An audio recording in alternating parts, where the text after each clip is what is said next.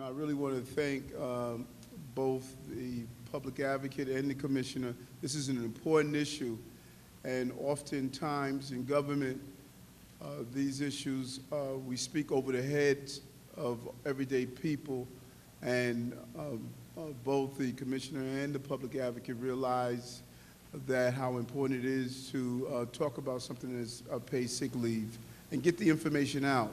And this is a 5-borough tour that they're doing to share the information. There's one thing that my deputy and I, Deputy Diana Reyna, we talk about often is how do we continue to make information down to a bite-sized level that everyday people can understand. And we're happy that they're here in Borough Hall. Disregard the picture of Gale Brewer outside. This is Brooklyn, and we're happy that they're here and this important information that's going to be shared. So without further ado, we want to welcome our energetic, informative, and great public advocate, Letitia James.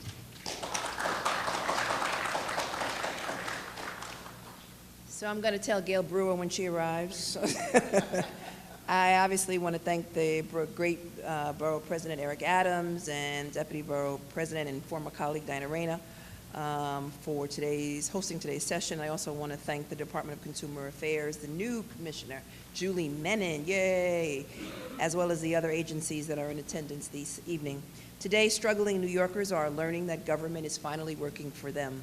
Thanks to the leadership of Mayor de Blasio and Speaker Melissa Mark-Viverito, we are making sick leave a reality and giving a lifeline to more than hundreds of thousands of our neighbors who currently lose a day's pay if they take a sick day.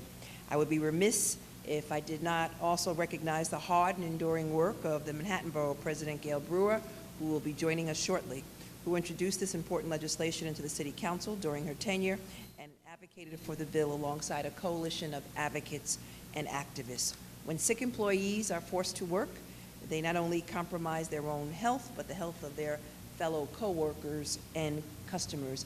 And no employee should have to choose between getting paid and taking care of their health. We cannot afford to make decisions that will compromise the health and well-being of working New Yorkers. Through this law, as elected leaders, we are making due on our promise to help New Yorkers who are living on the margins. And I thank all of you for your support and for coming out here this evening. And without any further ado, I introduce to you my friend, it's wonderful to see her in a leadership position in government. Ladies and gentlemen, the great Commissioner of Consumer Affairs, Julie Menon. Thank you so much. I first of all want to thank Public Advocate Tish James. As you can see from her energy, her intelligence, she cares so much about paid sick leave and really ensuring that we make sure that every single employee and employer throughout New York City know about it. And I really want to thank her for her leadership in putting together this 5-tour borough town hall meeting, which is so important. And I want to thank our great Borough President, Eric Adams, for his leadership and hosting us tonight, and really look forward to working with him and Deputy Borough President Diana Reyna. So I'm delighted to be here tonight. This is my second week on the job as Commissioner of DCA and my first event in Brooklyn. So I'm just delighted to be here. And it's so important what we're doing in terms of community outreach, because at the end of the day, we want to ensure that every single employee and employer throughout New York City knows and is able to exercise this vital new right. Thanks to the leadership of our great mayor, Bill de Blasio, and our speaker, Melissa Mark-Viverito, the paid sick leave law now extends to an additional 500,000 New Yorkers. And so we are absolutely committed at DCA to ensuring that the law is implemented fairly and effectively. And as I have said before, we will ensure at DCA that we will be working literally day and night to make sure that everyone knows about this vital new right and is able to exercise this vital new right. Tonight really exemplifies the public education and outreach campaign efforts, which are really already in full swing, thanks to the guidance of our first Deputy Commissioner, Alba Pico at DCA, and our General Counsel, Marla Tepper, and you will be hearing from both of them later tonight. In addition, I also want to thank and recognize Borough President Gale Brewer, who I believe will be here shortly. As you all know, she played a key leadership role on paid sick leave. I know it is so near and dear to her heart, so we really want to thank her for her leadership as well.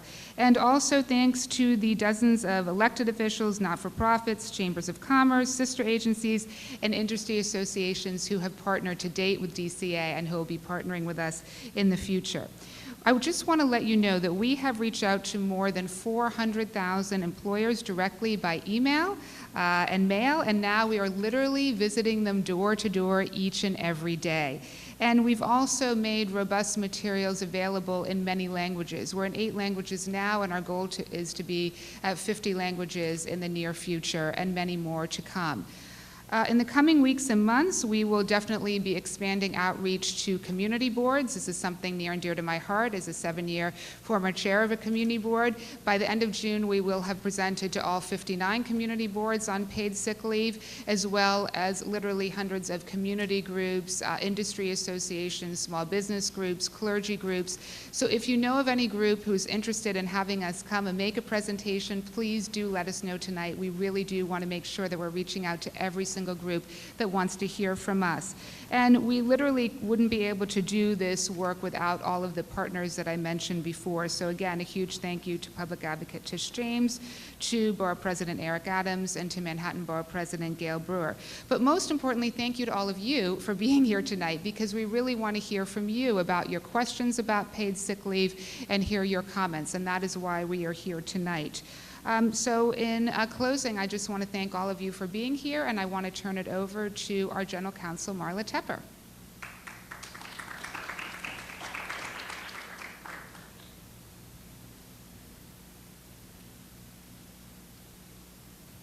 Hi, everybody. I'm thrilled to be here. Particularly, I'm a Brooklynite, so I'm in my home borough, so you can expect a Brooklyn sense of humor and Brooklyn speed with this presentation.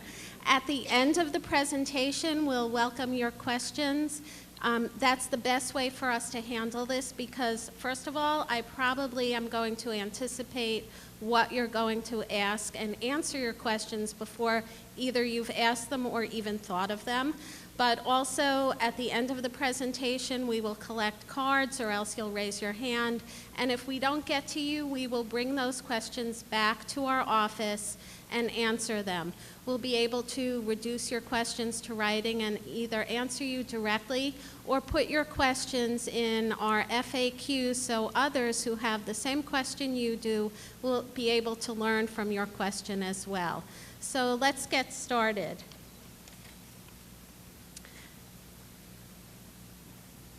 So the paid sick leave law is a win-win for employees and employers. It allows employees to take sick leave without sacrificing their job. But it's a win-win for employers as well because a healthy workforce is a productive workforce. And that's why we're so thrilled to be the agency charged with implementing this important law. We have a really ambitious agenda tonight. We'll be answering a lot of questions, as I said, at the end of the presentation. And we're going to go through a lot of the key elements of the law tonight. We're going to start with a brief introduction to paid sick leave, talk about what the law provides, and what's covered under the law. We're going to talk about the very important notice of employee rights, which many of you hopefully received last week. And then we're going to talk about some of the mechanics of the paid sick leave law. For example, we're going to talk about when you can use paid sick leave, and when paid sick leave accrues. At the end, we're going to talk about compliance. How will the agency ensure that employees get the rights to which they're entitled? And then we're going to have questions and answers. So, New York City is not the first jurisdiction to have a paid sick leave law. In fact, we're one of 7 jurisdictions that has such a law. And we're working with those other jurisdictions on an ongoing basis. That's great for us and it's great for you. It allows us to understand from others' experience what has worked in letting people know about the law and what have they learned from their experience. You'll be happy to know that we've learned from other jurisdictions that laws like this actually work. We've learned from others that many businesses feared paid sick leave and thought it would be disruptive, but have learned instead that there have been very few problems implementing it, and in fact, it has enhanced the workplace for them. So that's great news for all of us. As Commissioner Menon said earlier, this law covers many, many, many New Yorkers. In fact, under the law, more than 1 million New York City employees will now have the right to sick leave. So we know that the Department of Consumer Affairs, which is the agency that my colleague seated on my right and I belong to and are happy to be enforcing. We work at the Department of Consumer Affairs, and you can reach us at 311 and through our very helpful website. You'll find on our website a lot of really useful materials. You'll find basic information about the sick leave law. You'll find a complaint form. You'll find pages and pages of FAQs which anticipate all of your questions, and if they don't, we will add more so that we address all the questions that you have.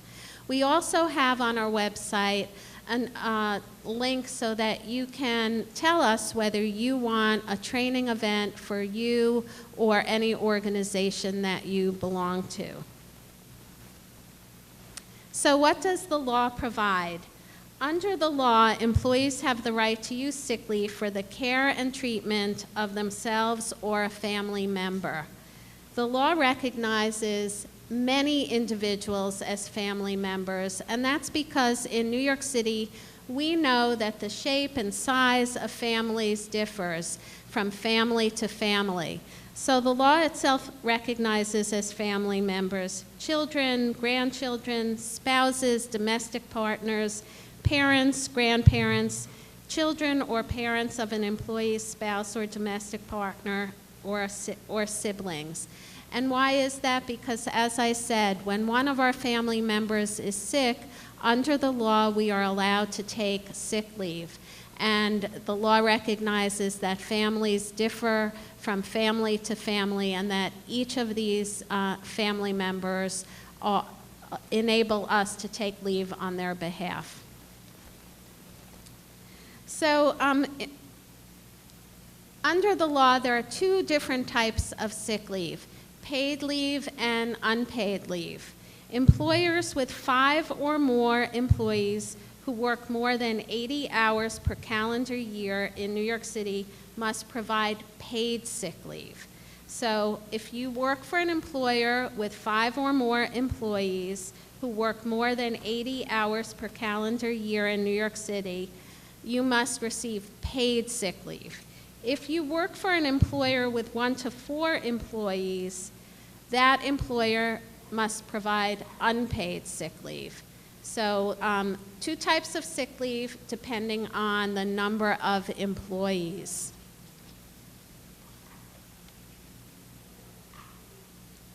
How many of you work at a business where the number of employees changes every week? Okay, so that's, you'll see on our slide that there is a way to calculate the number of employees if that situation applies to you, but since it doesn't, we will skip this slide. The law also covers domestic workers. An employer with 1 or more domestic workers who have worked for the employer for at least 1 year must provide 2 days of paid sick leave.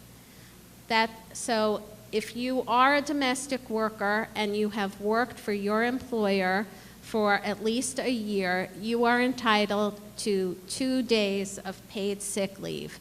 That paid sick leave is in addition to 3 days of leave to which you are entitled under New York State labor law. So under state law, you are entitled to 3 days of leave, and under New York City paid sick leave law, you are entitled to 2 days of paid sick leave. Those days accrue at the same time as the state days accrue. So let's say your entitlement starts on August 5th, then your entitlement to sick leave, if you are a domestic worker, also begins on August 5th.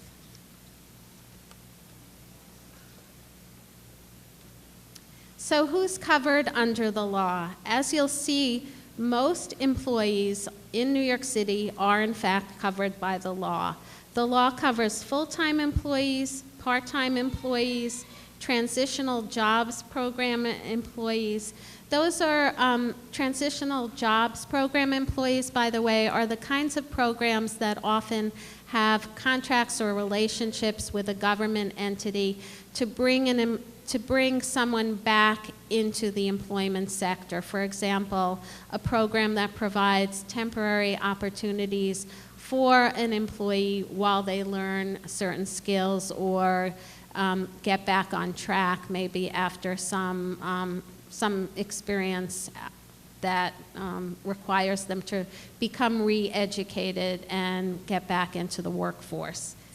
Undocumented employees, this is very important. The Department of Consumer Affairs is enforcing this law and requiring compliance irrespective of immigration status. Employees who are family members but not owners, and employees who live outside of New York City but work in New York City. So if an employee lives in New Jersey, they are covered if they work in New York City. The law does not cover employees who work 80 hours or less a calendar year in New York City, students in federal work-study programs. That's not every federal work-study programs, but we have those identified on our website. Employees whose work is compensated by certain scholarship programs, employees of government agencies such as city, state, or federal workers, participants in work experience programs, and independent contractors. I just want to say a couple of words about independent contractors. You see, under this law, independent contractors are not covered by the paid sick leave law. However, many employers, unfortunately, may try to mischaracterize their workers as independent contractors to avoid obligations such as the paid sick leave law.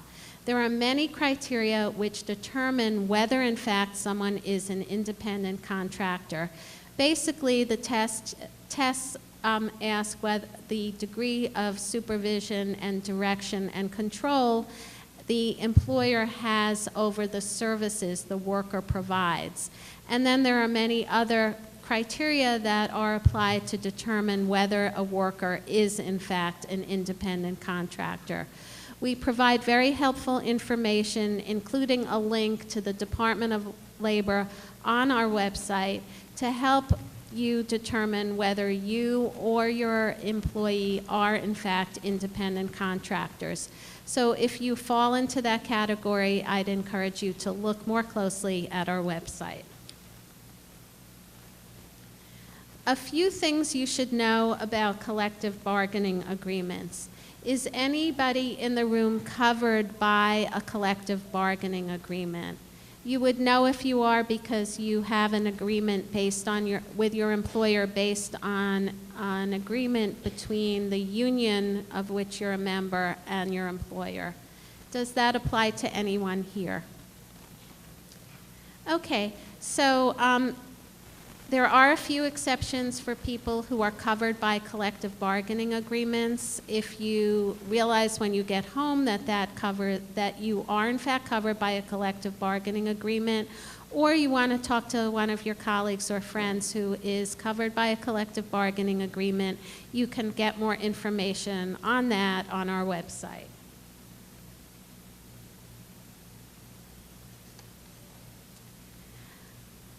How many of you are employees and received a notice last week from your employer?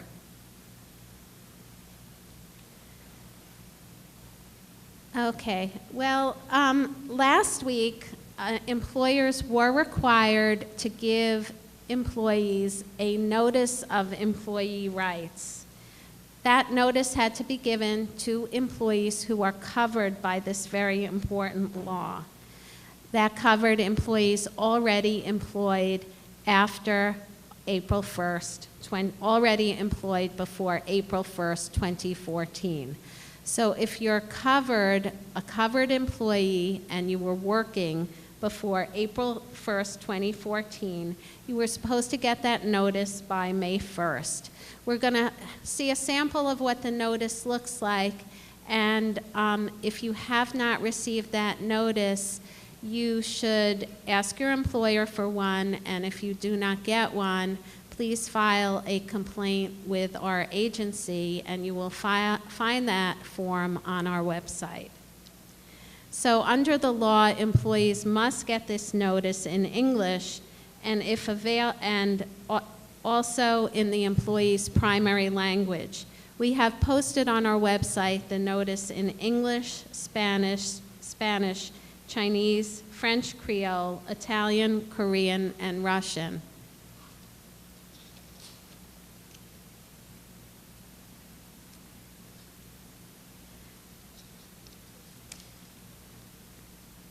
This is what the notice looks like. Again, some of you in the room should have probably received this notice, so look at it carefully. Again, has anyone received that notice in the room?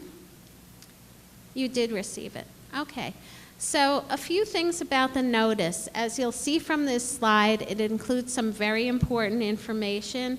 It talks about the rate of accrual and information on how to use sick leave. It includes the employer's calendar year. That concept, calendar year, is very important because it is the date, it's the date that determines when your sick leave accrual starts and when you can use your sick leave, as we'll talk about a little later. It also includes some very basic important rights, like the right to be free from retaliation and the right to file a complaint. Employers have to give their employees the notice by giving it to them personally, for example, by handing it to them or putting it in a packet of employee information like a handbook or guidebook.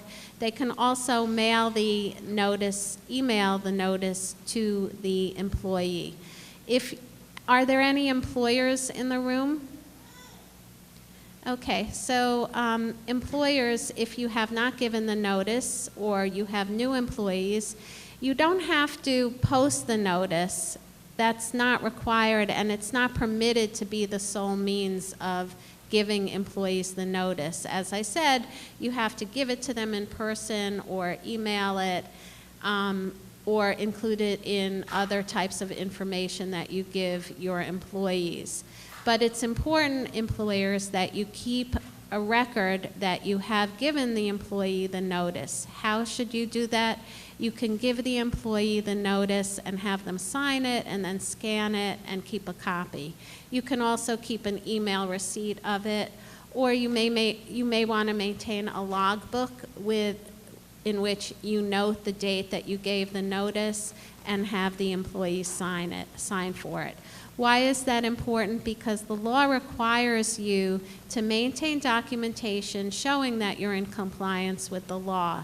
So while we don't prescribe the method by which you have to maintain such documentation, it is important for you to do so. And those are several different ways which provide you with the flexibility of maintaining documentation that you've given the employee the notice.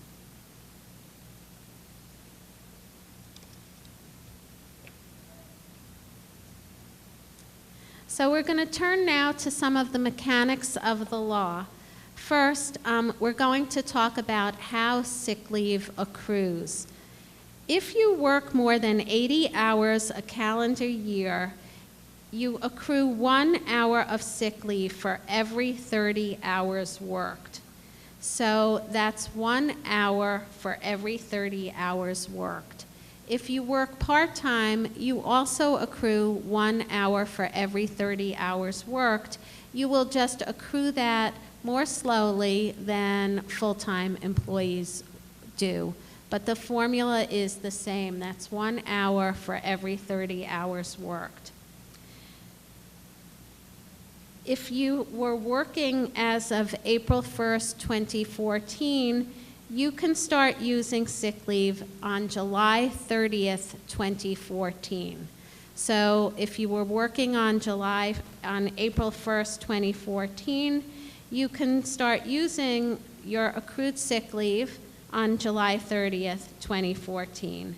For new employees who were not working on April 1st, accrual begins the first day of employment, and those employees can start using their sick leave 120 days after the first day of employment.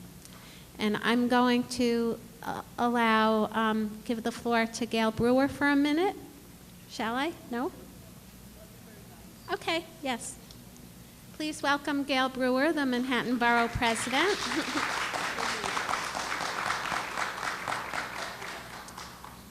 Well, I'm not good at interrupting, but I am Gale Brewer, and I am the Manhattan Borough President, and it's always an honor to be in this beautiful room.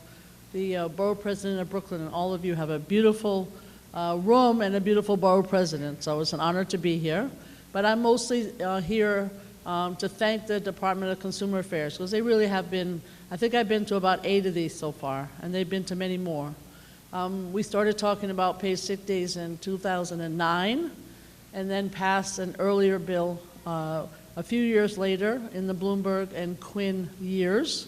But I think the good news of spending hundreds of hours at press conferences and meetings is that we got input from the business community, we got input from workers, and we talked about seasonal workers and part-time workers and tipped workers and movers, and as well as, you know, the concerns about making sure that you have an agency like the Department of Consumer Affairs to go to. And we worked on many, many issues that have now, I think, got a good discussion going about how to solve these problems. As you know, there are now 7 cities and 1 state around the country, including New York, that are part of paid sick days. And so people have a lot of experience, and they are working together, this agency, Department of Consumer Affairs, and all the other cities, to make sure that if there are problems, we work on them together. So, and I think the other thing is it's a complaint-based system. It's not gotcha. Nobody's going to go out and say this is an inspection. They're going to listen to a complaint and then address it. That was also part of the hundreds of hours of back and forth about what a bill should look like. So I lived and breathed paid sick days for a long time, and I'm delighted that it's being done in a way, a rollout that takes the businesses and the workers into consideration, and that will make sure that we have a project that allows people to take care of themselves or their family if they're sick, but no abuses. You know, if you're a bad employee, you're a bad employee, not because of paid sick days. So I just want to say thank you for being here tonight. It means a lot that you're here, and we look forward to getting your input. It's about you and getting your questions answered, and really a huge thank you to the Department of Consumer Affairs. Thank you very, very much.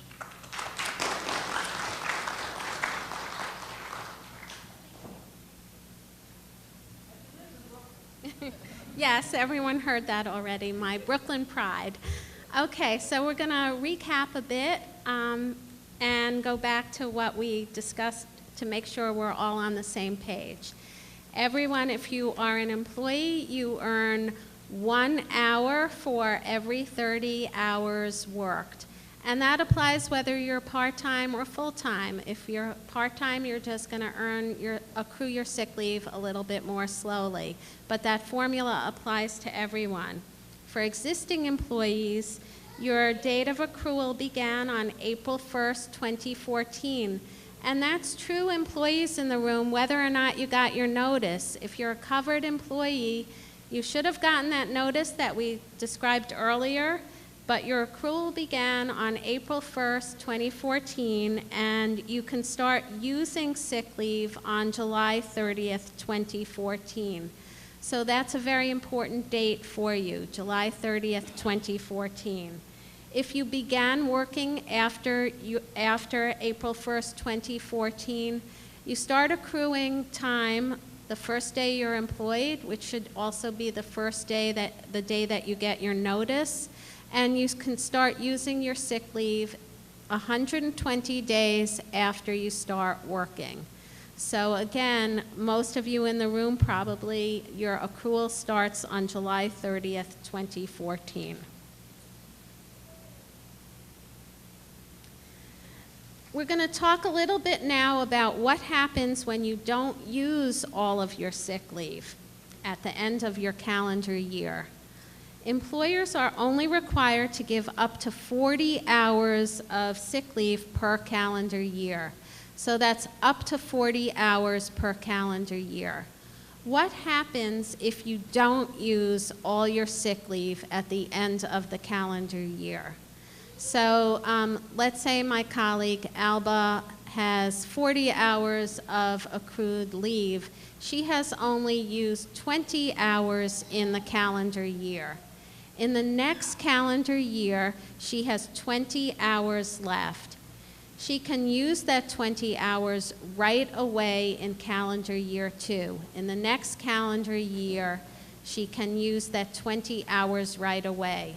She will accrue over the course of calendar year 2 up to 40 hours of sick leave. So she accrues up to 40 hours of sick leave every calendar year.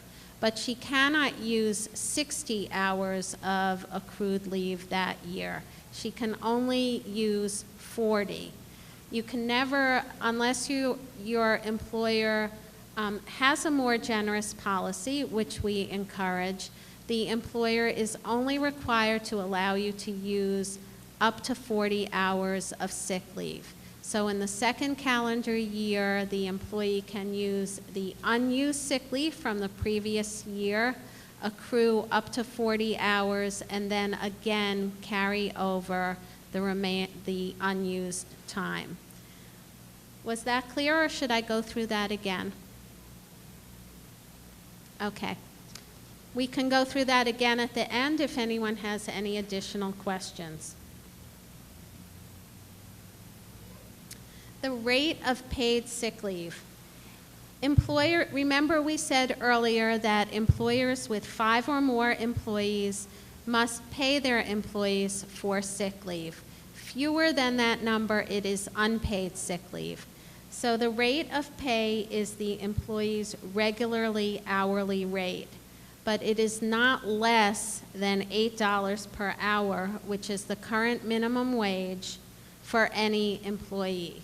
What about employees whose salary is based on tips or gratuity? The employer is not required to pay tips or gratuity, but the employer must pay at least minimum wage.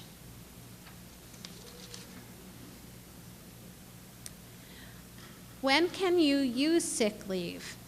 Well, you can use sick leave for yourself or a family member. And remember, we talked about who may be considered a family member for purposes of this law. And you can use sick leave for preventive medical care. For example, if your son has to go to the dentist, you can take him to the dentist using sick leave. If you yourself have a medical appointment, you can use it for that as well. If you wake up and you have the flu, that's also something that you could use sick leave for. So you can use sick leave for your own health care needs or for those of a family member. Sometimes we're asked, well, I used to make my medical appointments after work or on a weekend. Of course, you're not required to use sick leave for those medical appointments, but you are permitted to do so under this new law. There are also other circumstances that you can use sick leave, but they're not very common. Business closes due to a public health emergency, or to take care of a child whose school or child care provider was closed due to a public health emergency. So those are other circumstances that, again, don't come up very often.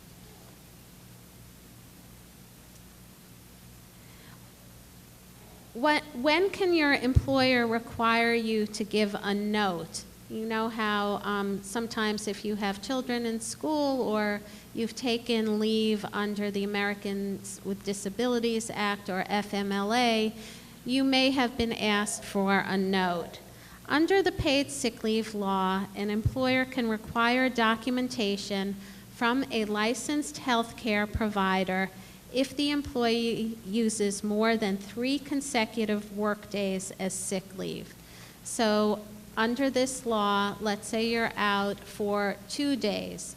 Can your employer ask you for a note from the doctor? No. You can only be asked for a note from a doctor if you take more than 3 days of sick leave. What kind of note can the employer require? The employer can't require a note that details the medical analysis or circumstances of why you're out. So the licensed medical provider, the doctor, can provide a note that simply says that I saw this patient or this patient was out using sick leave. It doesn't have to go into he had a stomach virus, the fever was 103. That's not necessary or required under this law. Also, employers in the room, you should keep this information confidential. You're required to under the law.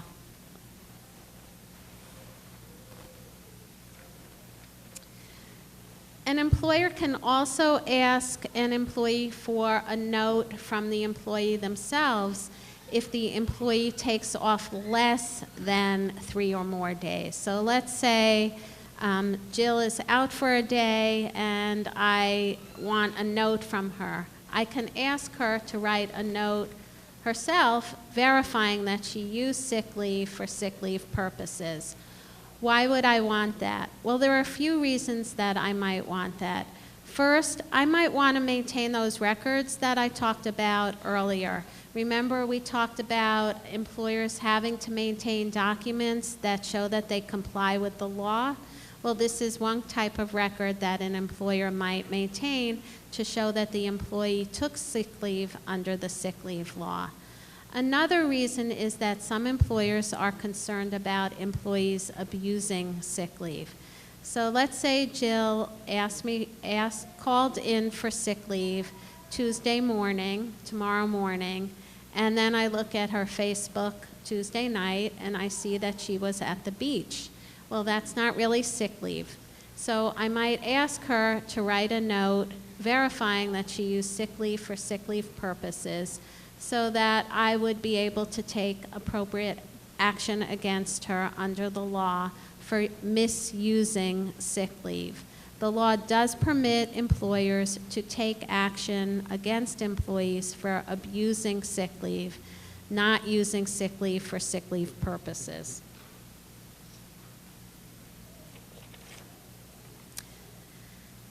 Now, all of us who've been in the workforce know that employers typically have some rules around calling in when you're sick. For example, your employer might require you to give notice if you're going to be out. And I see some nods because as we've all been in the workforce, so we know that's pretty common. The law pretty much provides for reasonable notice. And what's reasonable under the circumstances really depends on the circumstances.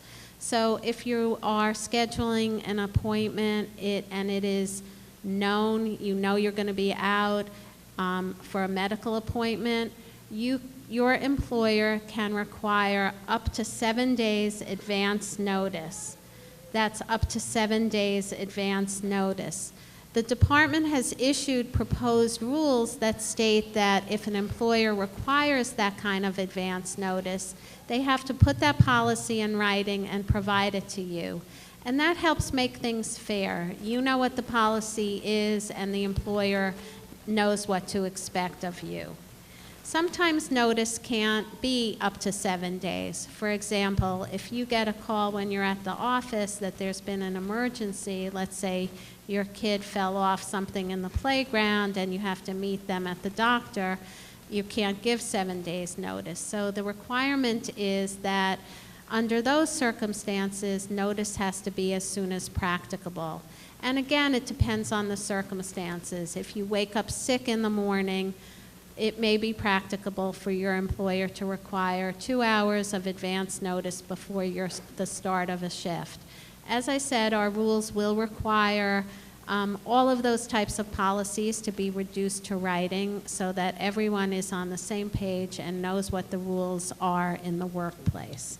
Employers, I would encourage you to monitor the department's website because we will be posting those rules when they are final.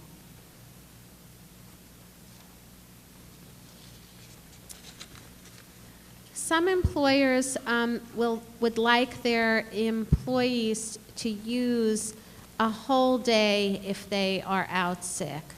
In some businesses, that's preferable so that the employee can replace the worker for the day. However, the maximum that an employee can require, the maximum amount of time that an employer can require an employee to take is 4 hours. So let's say you run a hair salon, and it's best for you to have someone come in for a 4-hour shift if someone calls in sick. You are permitted to require the employee to take a minimum of 4 hours. You are not required to do so, but if you want to impose a requirement, the maximum you can require them to take at one time is 4 hours. That doesn't mean that you can say no if the employee wants to take 8 hours. If they have accrued that amount of time, you must permit them to do so. What are the circumstances when an employer might want an employee to take a certain amount of time? Well, some employers might want their employees to take more than an hour at a time to prevent employees from using this sick leave, perhaps in an abusive way. For example, to prevent an employee from using sick leave as an excuse for lateness. So some employees have told us that they are going to require their employees to take a 2-hour minimum use. And that's permissible as long as they put that in writing. Is there any confusion about that? No? Okay.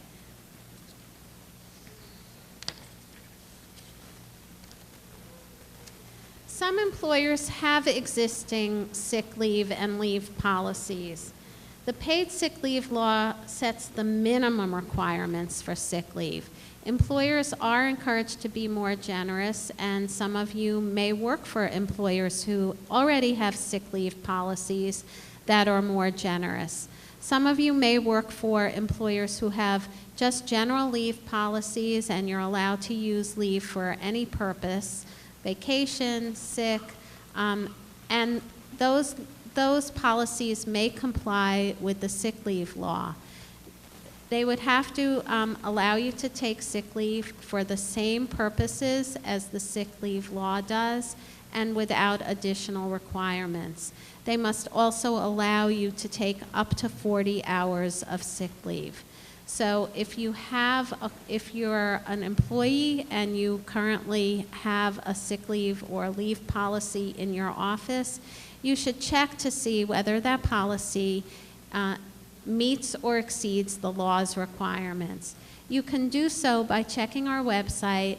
We've listed what kinds of things you should look at in your own policy to see whether it meets or exceeds the paid sick leave law requirements.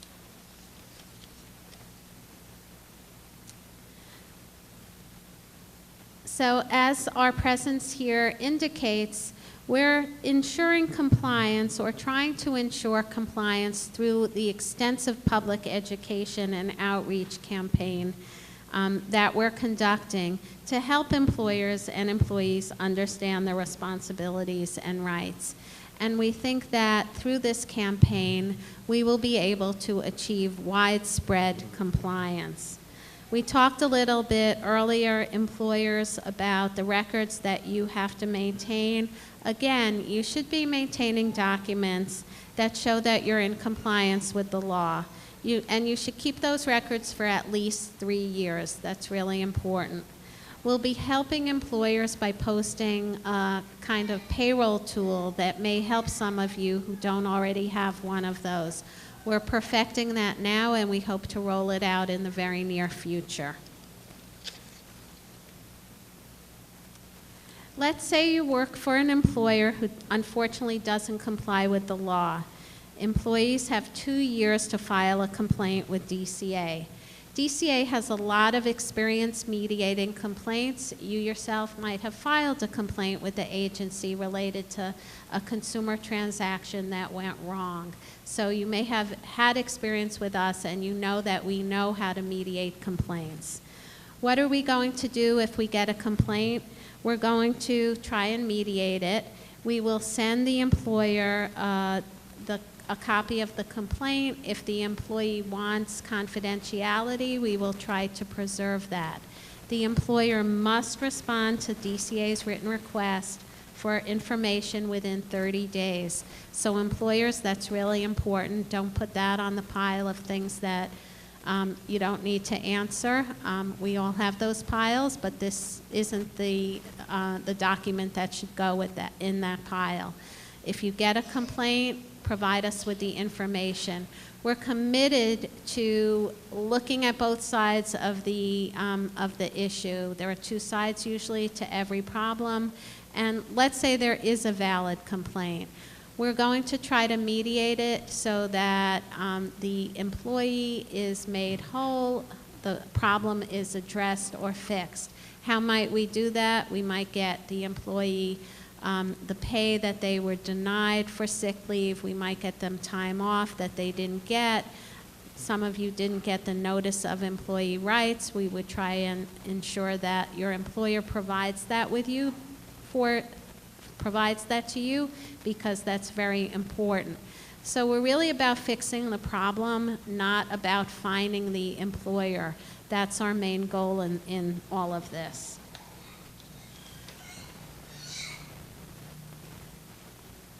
If you're an employer, you should know that the law does provide for various types of relief, including compensation, lost wages, benefits, and also fines. And you'll find that information on our website. Again, our goal is not to fine employers, as the Manhattan Borough President said. Our goal is really to fix the problem. We're not going to be going door to door on patrol. If you are a small business, you might have met our inspectors when they have visited your premises. These types of investigations will be based largely or exclusively on complaints, at least at the beginning. We will review those complaints and try to mediate them, ask for information, and then try to fix the problem. In some instances, we may go to the employer's place of business to look at records, but that will be done on notice in most circumstances.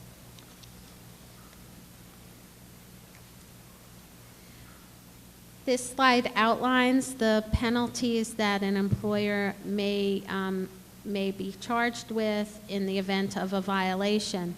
But it's important to note that the City Council recognized that while all employers have to comply with the law starting April 1st, there's a grace period for the imposition of fines. So up to October 1st, 2014, employers with 1 to 19 employees and manufacturing businesses will have the opportunity to resolve complaints without a penalty, but must provide relief to employees. And that's only in the circumstance where we actually issue charges. As I said, our goal is not to issue charges, but to mediate complaints.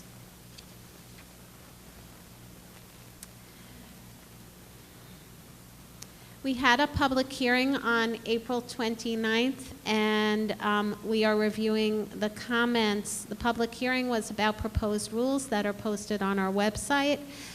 We solicited comments from the public so that we could make those rules as workable and as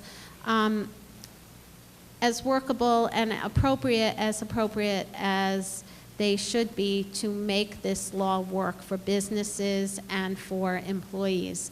We are reviewing those comments now, and we'll be formalizing and finalizing the rules in the very near future. Again, if you're an employer, you should monitor our website to keep posted on those rules.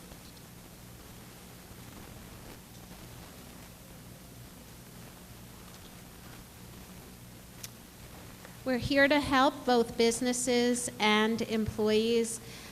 We really want to make this law work. We have a lot of really helpful materials on our website, and you can visit our website. The link is listed there. It's nyc.gov/paid sick leave, or you can call 311. We also have representatives who will answer questions if you call directly, and if they are unable to do so, they will refer your question to one of our legal team, and we'll answer that in writing. As I said, we'd love the opportunity to present a training like the one we did today here to your group or to a business group or any association of which you're a member.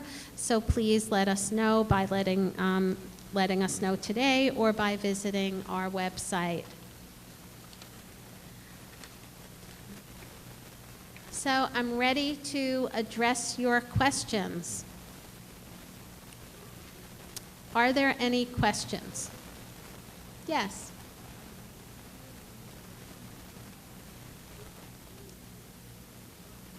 Hi. You said that if an employee has an employer and they work, they have to get 1 hour for every 30 hours. Mm-hmm. Would that include like lunch? Do we still count that? What, like if it's 8 hours, they take a 30-minute lunch or maybe an hour lunch. Would I still count that? It depends on the circumstance. So I think that we need to know a little bit more about what constitutes your employee's workday. There's probably not a set answer to that, but we can take that question back and provide an answer in writing to that question. It's a really good question, so we will update our FAQs to provide an answer to that.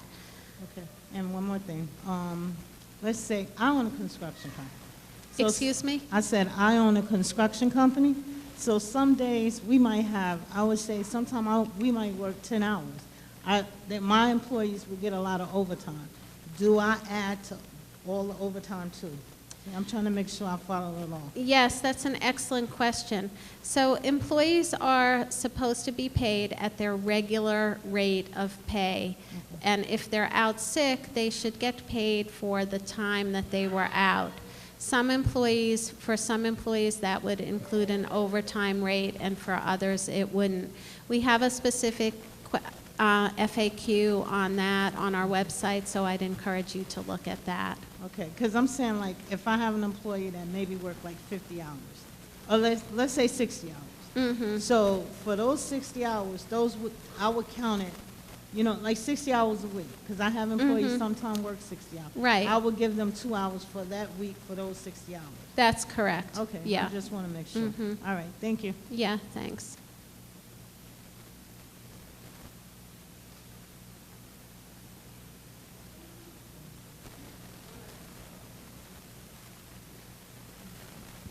Hi, how you doing? My questions pertain to unused sick leave. Mm-hmm. As an employee, do I have the right to get paid out for any unused sick leave? Great question. There are a few answers to that. First, an employer is not required to pay you for unused sick time. You heard earlier what the mechanism is under the law for unused sick time. Unused sick time gets carried over to the next calendar year.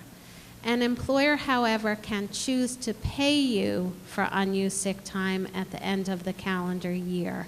But if they do so, then they must allow you to use all 40 hours of sick leave starting at the beginning of the next calendar year without waiting to accrue it. So some employers, bear with me, I see that, the puzzled look. I'm going to go through that once more, okay?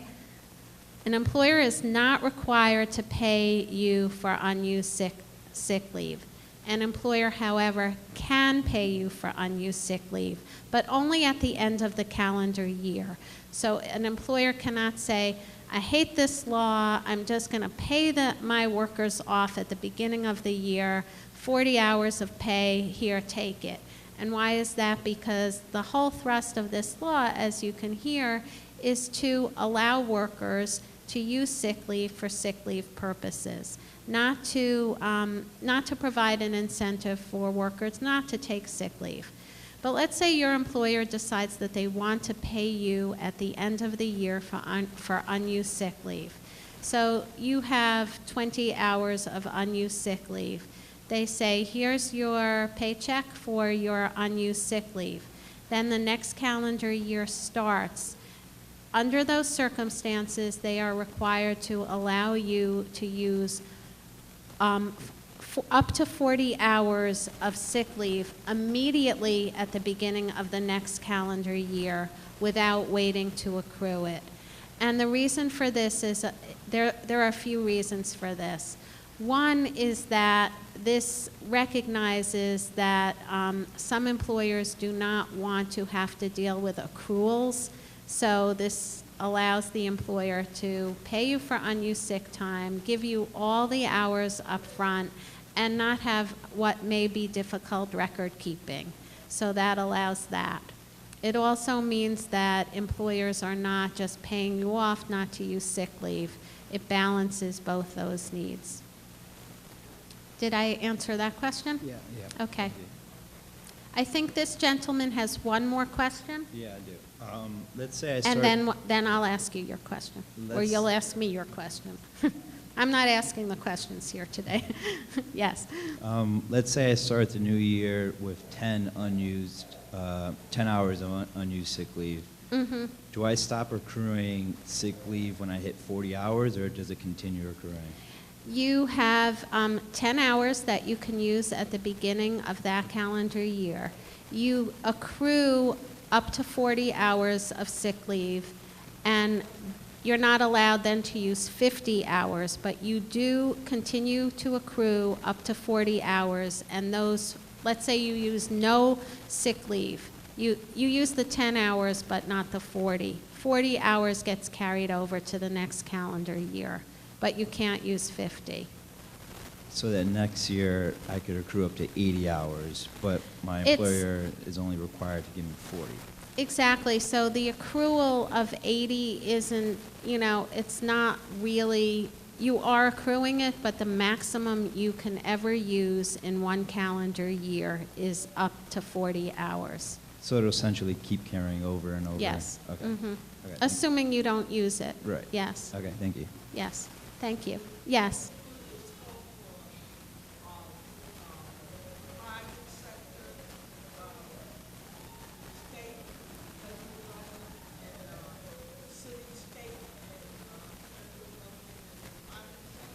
This law covers private sector and not-for-profit entities, but it does not cover government workers. Like if you work for the state, if you work for the city, if you work for a federal government, or you work for a community board, you're not covered under this law. So, and many of us work, myself included, work for government, and we have other sick leave protections. Mm-hmm.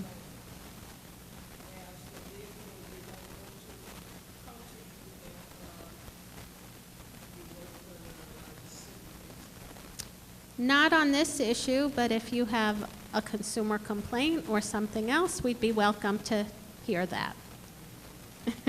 Okay, you got it. Okay. Say if you have employees, and like that following year, your employee leave, one of your employees leave, okay, and they have like, let's say 40 hours still left from that, like say this year, 2014. Say in December, one of my employees leave, quit the job. Would I have to still pay them that 40 hours if they leave the job? No, you do not. Okay, I just want But let's say that same employee realizes, oh, I made a mistake, I want to come back. it comes back. They come back because they realize, wow, she was the best employer I ever had, and they come back within 6 months. That sick leave, you need to reinstate that sick Okay, leave. and then it start again. Mhm, Okay, Yeah. all right, thanks. Yes.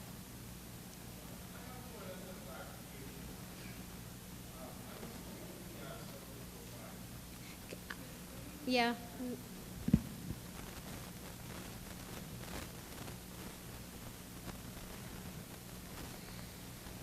Okay, I'm a security guard service provider, and more or less I'm asking or seeking a clarification.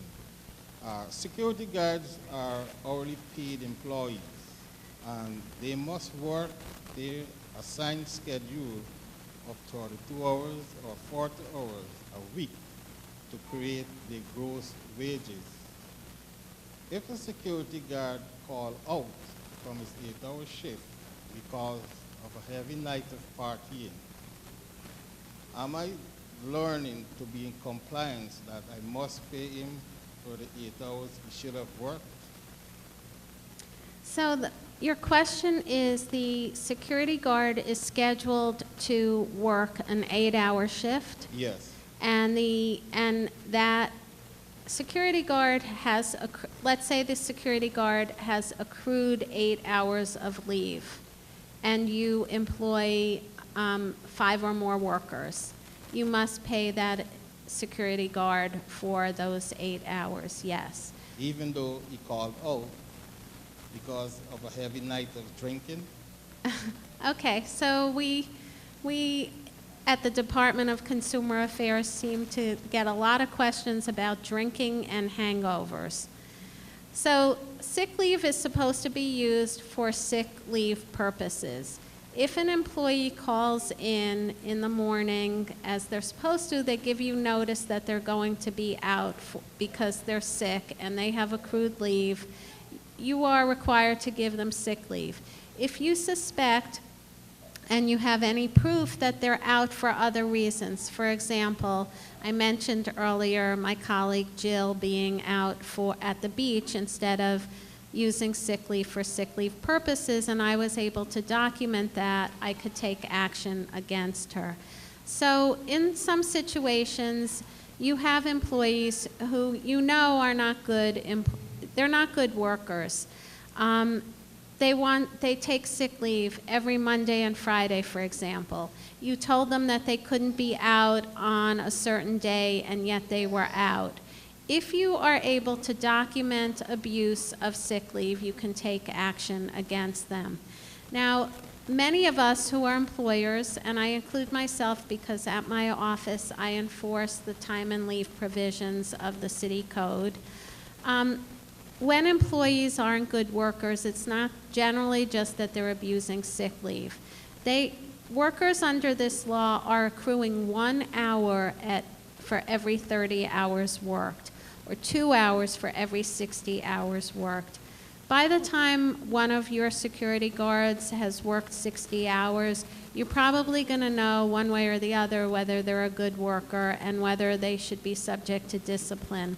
That's just sort of how the workplace works. So in all likelihood, you're going to know whether they're a problem or not just because of sick leave.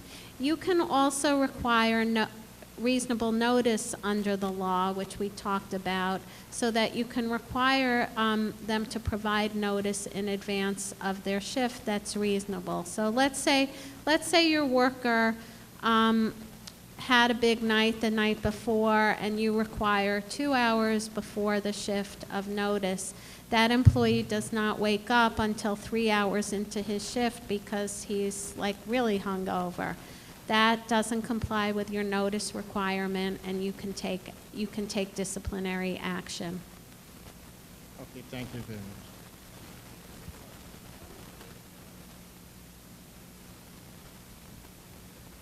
Good evening. Hi. As a small contractor, sometimes we do prevailing wage work. And sometimes we do private work. As part of the prevailing wage work, there's a benefit package. Does the sick time comes out of the benefit package? So we are actually going to be including questions and answers on your very question on prevailing wage within the next week or two. So I'd encourage you to, if you give us your card, we will answer your question either through our FAQs or directly with you. We're looking into that question now. Okay, my second question. When we are doing private work, the rate is much less than prevailing wage. If an employee should call sick, which rate does he get the hour or the hours at? So the rate at which you have to pay them is their regular rate of pay for the hours that they missed. So if they're on a job where it's not prevailing wage, it would be their rate of pay for that at that particular time. Am I understanding your question? Same Yes. Same worker gets paid two different salaries depending on the contract, I guess. So okay, I think I understand. Yeah. As I said, if you give us your card, we'll answer those questions with more specificity for you.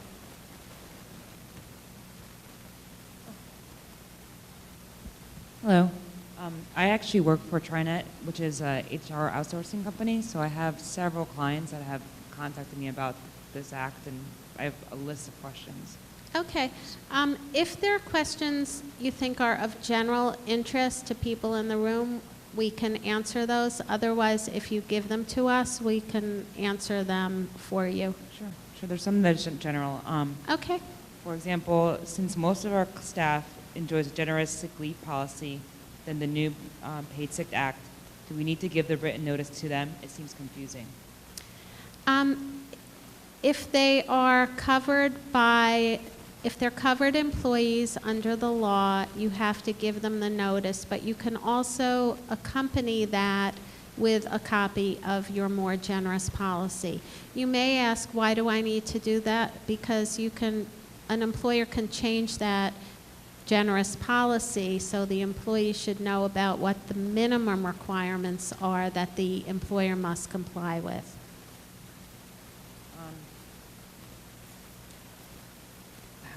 So what if I have a policy in FMLA and I require all employees to use their accrued time off during FMLA leave? Can I do the same thing with the Paid Sick Time Act? Well, FMLA is for certain purposes, not for all the purposes that the paid sick leave law covers. So it is possible that depending on the circumstances, paid sick leave can run concurrent with FMLA, but you can't just say they can only use FMLA. That doesn't really work. I'm sorry, my colleagues are thinking out loud over there. You have an employee who hasn't accrued 4 hours of sick leave, and your policy is that employees have to take 4 hours at a time. So what should you do?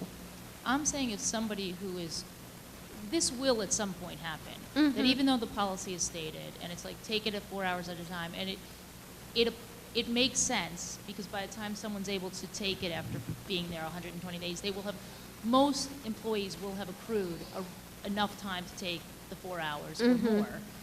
There will be the one person sometime next year that averages 12 hours a week, takes a lot of time off, then wants to take sick time, which is fine, and they only have 3 hours. And they're like, well, can't I just take an hour and a half, because I really want my hour and a half in case I'm sick next month again. I'm saying, because it's I'm trying to make this easy for me. Well, no, it's a 4-hour minimum. It's kind of across the board. It's stated, it's printed. I'm just going to pay the 3 hours that you've accrued, and you'll work a half a day. Does that make sense? Can I just jump in? I'm not sure, there might be a misunderstanding. We're not saying that you have to set a 4-hour minimum. She wants to. You want to use the 4-hour Mhm. minimum.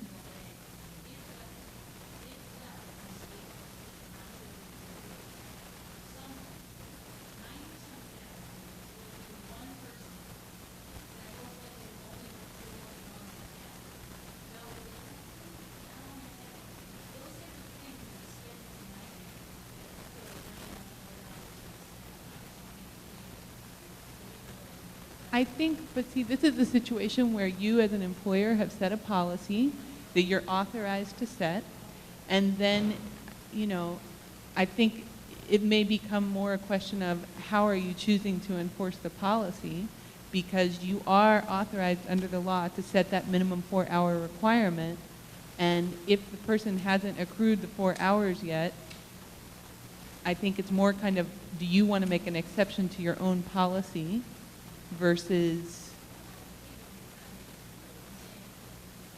but if you're going to allow them to take it, you see what I'm saying? Like, you can set that 4-hour minimum and just say you're not allowed to take it.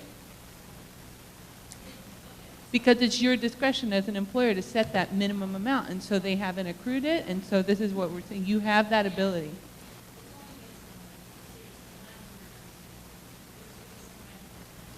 Mm-hmm.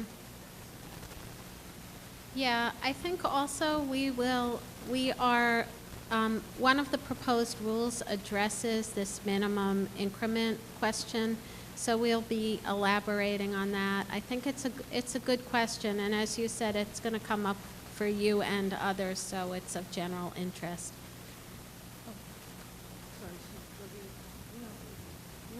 I wanted to just know, as an employee, can you set, can I say that they can only take 8 hours sick time?